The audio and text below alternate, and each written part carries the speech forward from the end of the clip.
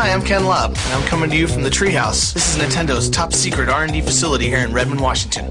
I'm here to tell you about the Nintendo 64 hardware. I'd like to tell you about all the technical specs and, well, actually nobody really cares about technical specs. What matters is fun. We don't call it the fun machine for nothing.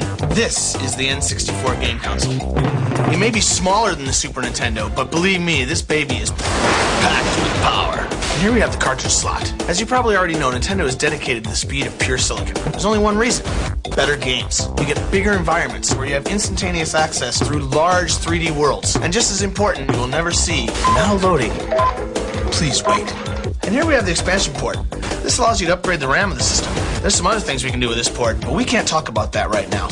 And here we have the controller ports. I'd like you to notice that we have 1, 2, 3, 4. We feel that today's action games, sports games, fighting games, racing games, they all benefit from 4-player simultaneous play. And with the Nintendo 64, you don't need a tab. And here we have the new controller. This innovative design will revolutionize the way people play video games. Let's face it, a game player's experience begins and ends with the interface. Notice the 3 prongs. This allows you to hold the controller in 3 different ways. You have the ability to hold it as if it was a traditional Super Nintendo controller, with access to a D-pad, 6 buttons on the face of the controller, as well as the L and R buttons. You have a new analog style of control with the ability to move in true 3D, where the analog stick can read not only which direction you're going in, but the amount of distance you move the stick will apply force. This gives you the ability to do things like measure walking and running or jogging. I could use it for a flying game like a traditional flight stick in an airplane. We're using this C cluster of yellow buttons to fly the camera. This will allow you to do things like zoom in and zoom out of your view and rotate left and right around your character in real-time 3D. The third configuration is to use the analog in your right hand and the digital pad in your left hand. This could maybe be used in a function where you want your character to move around, but you want to be able to have very accurate targeting. This is one of the reasons we have the Z button. The Z button could be used as a trigger while targeting with the analog stick. In the case of the Mario game, the Z button is actually used to get Mario to duck or crawl. 3D control for a 3D world. Here we have the memory pack. Fits in here.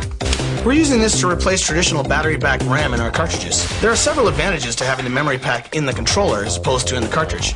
The main is, the memory pack will allow you to save several different games on one memory pack. There's other very new and exciting things you can do with the memory pack though. Let's say I have a baseball game and I have all the stats for my Mariners. I go to my friend's house, he has his controller with his memory pack, and I challenge him to play against my team by bringing my controller and challenging him at his house. But probably the coolest part about the controller is that there are so many different ways that you can use the controller. It's going to allow designers to do things that maybe have never been thought of before. In other words, innovation. Innovative controller equals innovative game design. And for those of you with more of a play aloud taste, we're actually going to offer the controller in several different colors. That's about it for the hardware. Now let's go to a little demo of some of the games that will be available for the Nintendo 64. While you're watching these products, remember, fun is the name of the game. Hello! So let me jump into the game. You notice that Mario's standing in this huge field outside of a big castle. Now if I take the control stick and I just move it a little bit, you notice that Mario will start to tiptoe. I move a little bit farther, Mario will start this kind of slow walk. Crank it and he goes full out sprint. Whip it in circles. Full 360-degree control. 360! And I'm going to cruise up into this castle because that's where most of the levels are. Go, little man, go. Whee. What kind of skills do you have, little man? Now that I'm inside of the castle, before I go show you a level, I'd like to show you some of the cool things that Mario can do. Now, I'm sure you've seen traditional Mario games. You know that Mario can do things like climb and jump on enemies. But now Mario's got some stunts. Check out Mario, man, doing those backflips. If I push the Z and then push jump, Mario does a layout double backflip. Awesome. If I run along, push Z jump, whoa, Mario jumps a mile.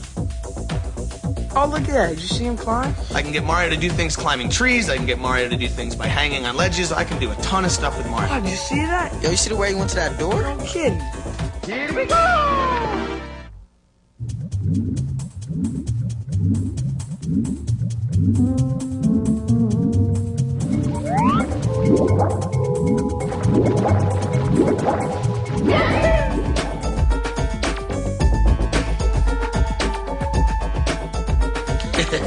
Control stick is cool. It actually allows full 360-degree control. Okay, so I'm going to cruise along here and jump into this picture. Oops. Hey, how'd you do that? Actually, it was pretty hard. We had a bunch of R&D guys with busted heads. This this level's kind of cool because there's swimming levels in the game, there's snow levels, there's other stuff. This level actually involves swimming as well as kind of some traditional platform stuff. However, now it's all happening in a 3D world. That's awesome.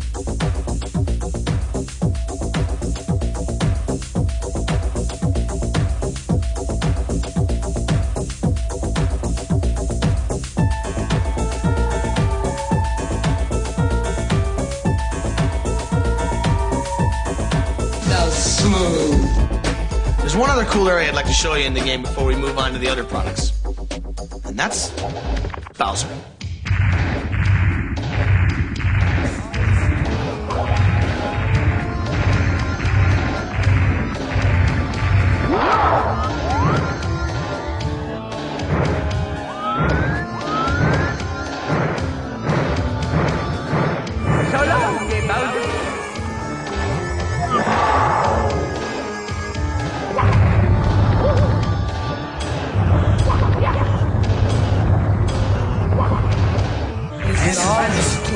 I'm not going to go all the way through this level, but I just want to show you some of the cool things you can do in here.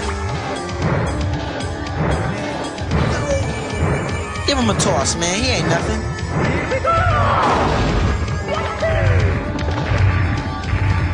Anyway, I think I can go on for about the next 20 hours telling you about Mario 64, but I think it's time we move on to Armand, who's going to show you Pilot Wings.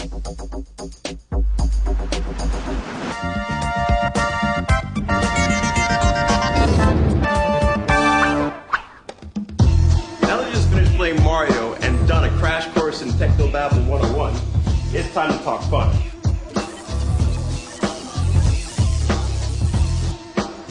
What's really different about Pilot Wings is that you get to deal with more than just airplanes. You've got hang gliders, you've got rocket packs, and you've got gyrocopters. It's the most unique flight simming game you've ever played in your life. When you're playing the game, you feel like that you're actually in the game.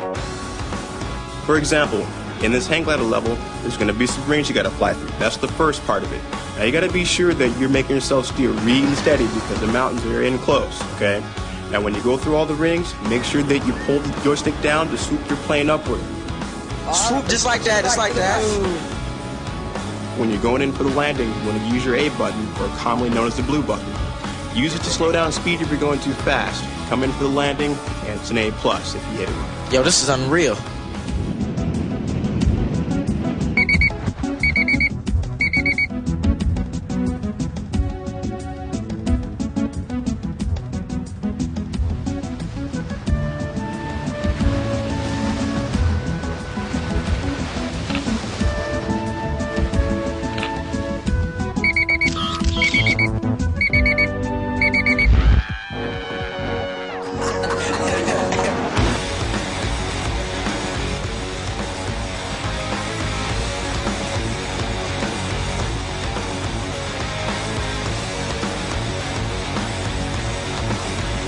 When you get to the point where you think you're actually good at this game, try this. Try getting at least a silver or gold medal in all 3 events, and you're going to open your way up into some new hidden levels, like the cannonball stage. One thing that's really cool about the cannonball is that you can use the R button to change your camera angle, and that way you get a true feeling of yourself being in a real-time 3D environment. The jungle hopper. Haha, that's one of my favorites. In this area, the object is to jump across the USA. Now you want to use your analog joystick once again to make sure that you get the longest jump possible. You jump over this building here, and then you go around the bend and try to find the best way to get to the actual goalpost.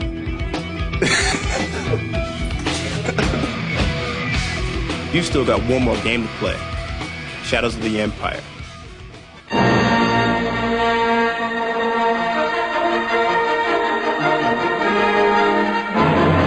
Well, I guess you 2 guys are here to see Star Wars Shadows of the Empire.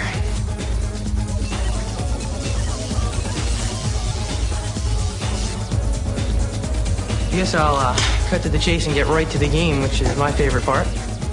One of the really unique things about Star Wars is that there are several different game types in this game, actually. You fly your snowspeeder over the ice world, you're a guy in a corridor in a maze type level. You actually fly in a spaceship. You ride a swoop bike, which is kind of like a big speeder bike across the land. And one of the coolest parts of the game that I really like is these big walker guys.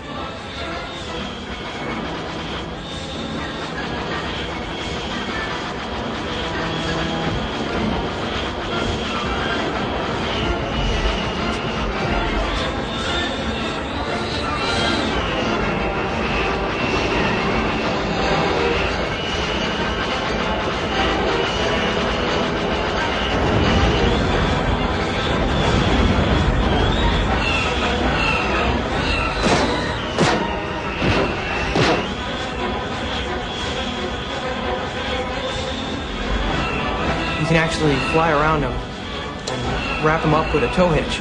And you can circle them just like in the movie. And then you can trip them up. Love that part.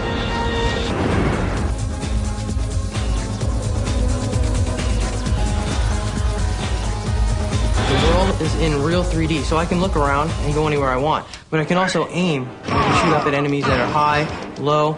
I can strafe and run and shoot in different directions. You're out there, Henry. I can jump over objects. I can actually duck and fire at some of the stormtroopers. I can get different weapons to fire, the flamethrower to kill these big ice monsters. Okay, this is the flying over the Star Destroyer. And here you actually can zoom in to the cockpit. In every level, there's different views. You can zoom in and out. You can watch the guy from a third-person view, or you can actually watch from a first-person view. Here I have to destroy all these TIE fighters, watch out for asteroids. As you can see, the explosions here are just as good as the other level. Whoa! I just love that part.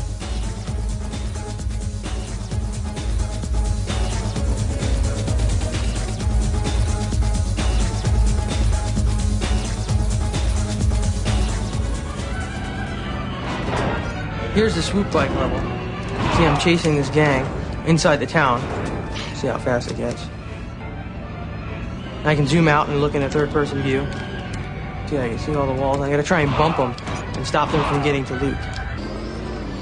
I really like how fast this level moves. It's pretty overwhelming at first when you're inside the narrow confines of the town, but you get out later on and you actually get out onto the desert and you go over the Sarlacc pits and you have to do the jumps and go through the canyon. Insane. Here I can go anywhere I want and look at things. I can search the walls and stuff and find hidden items.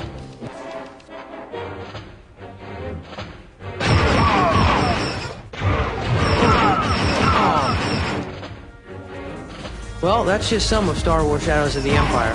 Whoa, those are 3 great games. We've only scraped the surface. There's more?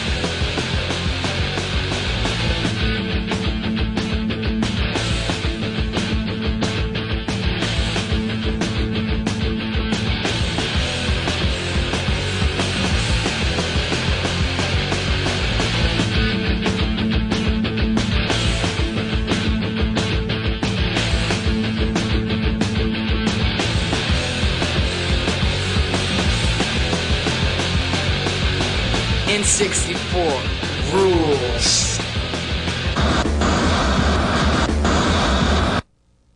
You still want more?